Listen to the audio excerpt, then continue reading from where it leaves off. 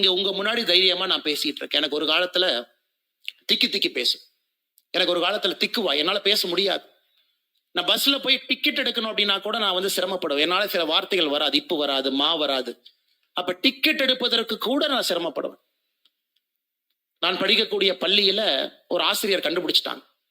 அண்ணாமலை கிட்ட வந்து சில வார்த்தையை டக்குன்னு கேட்டா அவனால பேச முடியாது, அதனால பொறுமையா கேட்டா தான் பேசுவான்.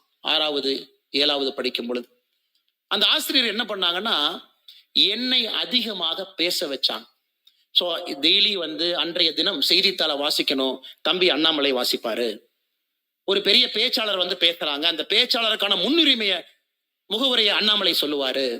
நன்றி அறிவிப்பு அண்ணாமலை பேசுவார். பேச வச்சாங்க. பேசிக்கொண்டே இருந்தேன். முதல்ல பயமா இருக்கும், பேச்சு வராது. ஏளனமாக பார்ப்பார்கள், கை தட்டுவார்கள். எனக்கே ரொம்ப தர்ம சங்கடமா இருக்கும். ஆனாலும் அந்த ஆசிரியர் தொடர்ந்து என்னை ஒரு மேடையில்